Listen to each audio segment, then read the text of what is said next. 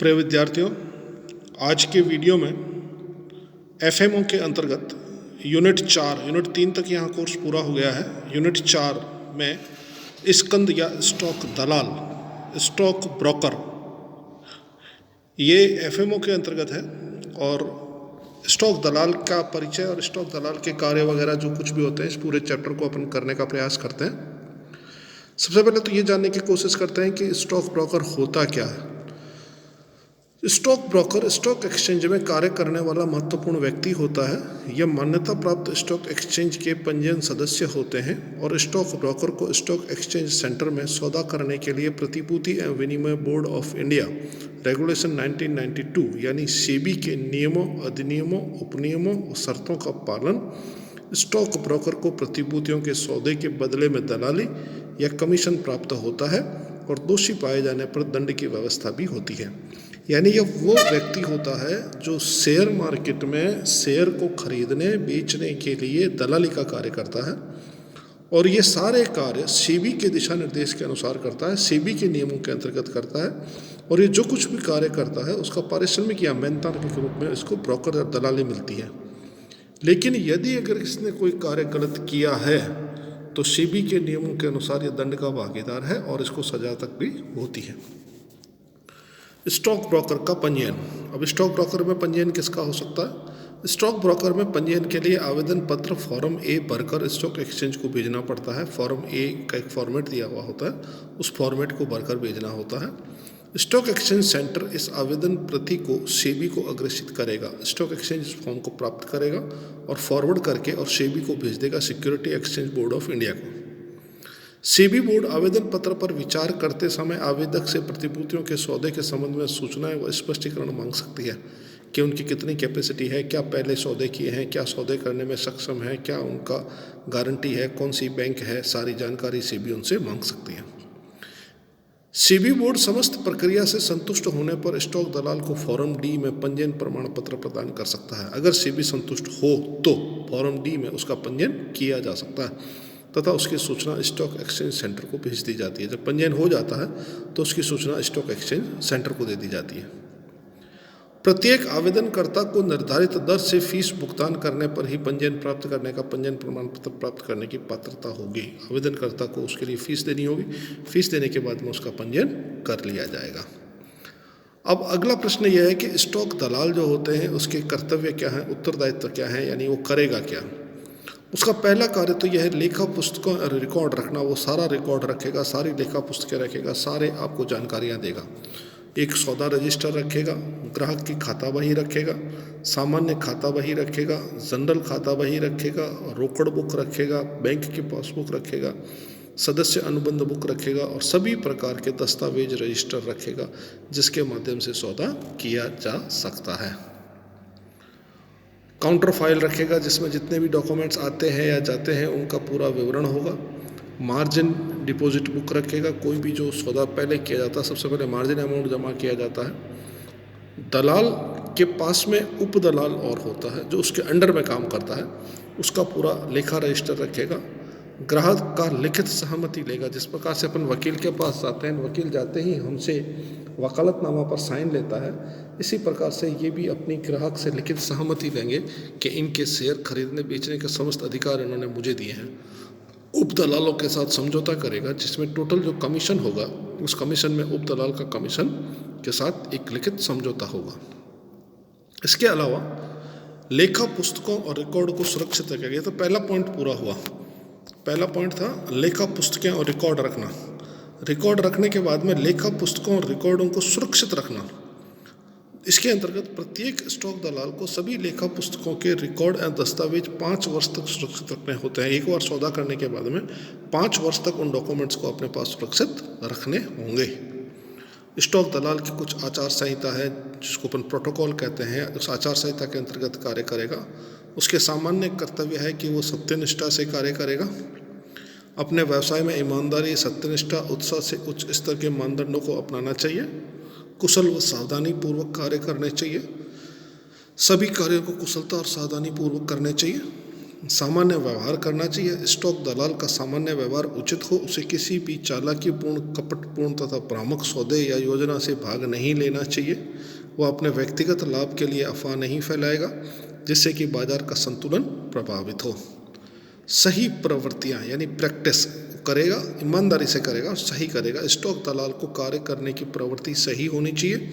Stock दलाल धोखाधड़ी का बाजार उत्पन्न नहीं करेगा या स्वतंत्र रूप से या अन्य व्यक्तियों के साथ मिलकर कोई ऐसा कार्य नहीं करेगा जो निवेशकों के हितों के विपरीत हो या बाजार की क्रियाओं में हस्तक्षेप करता हो। ऐसा कोई भी कार्य नहीं करेगा।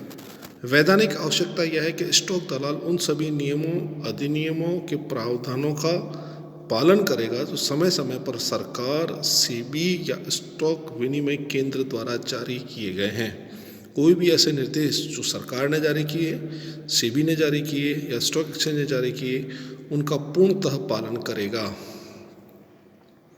निवेशकों के लिए कर्तव्य। अब ये तो दलालों से काम कराना है, लेकिन निवेशकों के भी कुछ कर्तव्य हैं कि वो आदेश अनुपालन करें। स्टॉक दलाल अपने ग्राहकों और निवेशकों के क्रय विक्रय आदेशों पर सर्वोत्तम उपलब्ध बाजार मूल्य दिलाएगा तथा निवेशकों को मना नहीं करेगा। स्टॉक दलाल अपने ग्राहकों के आदेश निष्पादन पर सूचना देगा तथा प्रतिभूतियों के विक्रय पर तत्काल भुगतान व सुपुर्दगी की व्यवस्था भी करेगा। अनुबंध पत्र जारी करना। स्टॉक दलाल को प्रत्येक ग्राहक के लिए तत्काल अनुबंध पत्र जारी करना पड़ेगा, चाहे वह उपदलाल ही क्यों न हो। प्रत्येक के लिए एक अनुबंध पत्र जारी करना होगा।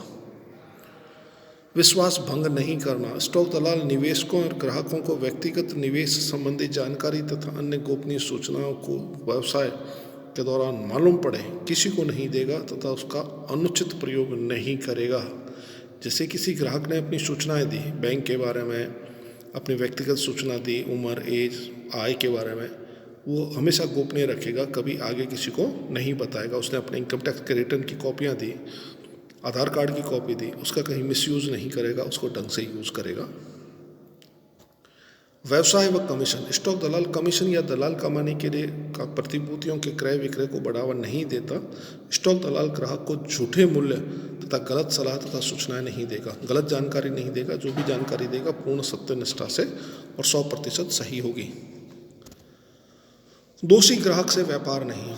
स्टॉक दलाल ऐसे किसी भी ग्राहक के साथ व्यापारिक सौदे प्रत्यक्ष या अप्रत्यक्ष रूप से नहीं करेगा जो कि प्रतिभूतियों के संबंध में अन्य स्टॉक दलाल के वचन निभाने के लिए असफल रहे हों, यानी सारे सौदे सही करेगा। ग्राहकों के प्रति न्याय संगत। स्टॉक दलाल ग्राहकों के साथ व्यवहार करते समय यह बताना पड़ेगा कि वह मुख्य तथा एजेंट के रूप में कार्य कर रहा है। यदि कोई विवाद स्थिति निर्मित होती है तो ग्राहक को सूचित किया जाएगा तथा परिस्थितियों से प्रत्यक्ष अप्रत्यक्ष लाभ नहीं उठाएगा। किसी भी स्थिति में गलत कार्य करके लाभ कमाने की चेष्टा नहीं करेगा। निवेशक की सलाह नहीं देना। कोई भी स्टॉक दलाल किसी ग्राहक को किसी भी परिस्थिति में क्रय करने, बेचने, रोक कर रखने की सलाह नहीं दे सकता।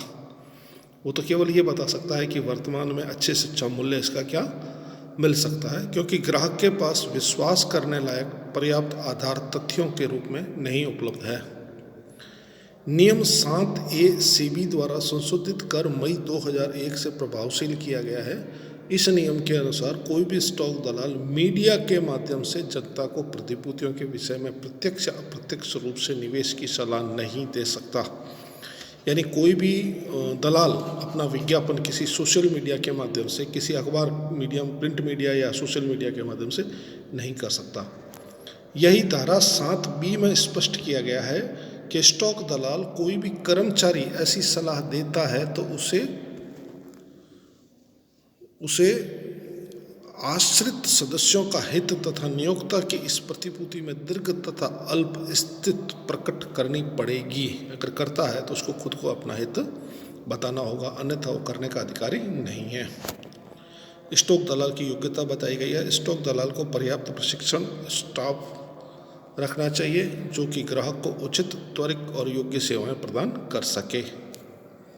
अन्य स्टॉक दलालों के प्रति कर्तव्य। सौदे का प्रबंध करना। स्टॉक दलाल को अन्य पक्षों के साथ सहयोग करना पड़ता है। यह जानबूझकर बैड डिलीवरी नहीं देगा तथा बैड डिलीवरी के प्रश्नों को बदलने में सहयोग करेगा। ग्राहकों के हितों की सुरक्षा। स्टॉक दलाल अपने ग्राहकों के हितों की सुरक्षा के लिए अन्य स्टॉक दलालों को पूर्ण सहयोग प्रदान करेगा और विशेषकर उनके लाभांश, बोनस अंशों, अधिकारांशों, प्रतिभूतियों के अन्य अधिकारों के संबंध में भी कार्य करेगा। विज्ञापन व प्रचार। स्टॉक दलाल स्कंद विनिमय केंद्र की अनुमति के बिना अपने व्यवसाय का विज्ञापन प्रचार जनता के बीच नहीं करेगा। स्कंद दलालों के साथ सौदे। स्टॉक दलाल तथा अन्य स्टॉक दलाल अपने सौदे आगे बढ़ाएगा, अपने दायित्वों को पूर्ण करेगा तथा साथ ही साथ किए गए सौदों को पूर्ण करेगा। ग्राहकों को फुसलाना। स्टॉक दलाल अन्य स्टॉक दलालों के ग्राहकों को फुसलाने, बहलाने जैसे अनुचित कार्रवाई नहीं करेगा। मिथ्या तथा गुमराह करने वाला रिटर्न। स्टॉक दलाल जमा किए गए रिटर्न को न तो मना करेगा, न ही उसकी उपेक्षा करेगा। सेबी बोर्ड को जमा किए जाने वाले रिटर्न मिथ्या, गुमराह करने वाले नहीं होंगे। ये था स्टॉक दलाल के बारे में पूरा परिचय। स्टॉक दलाल के बारे में पूरा परिचय एक बार वापस से अपन देखते हैं।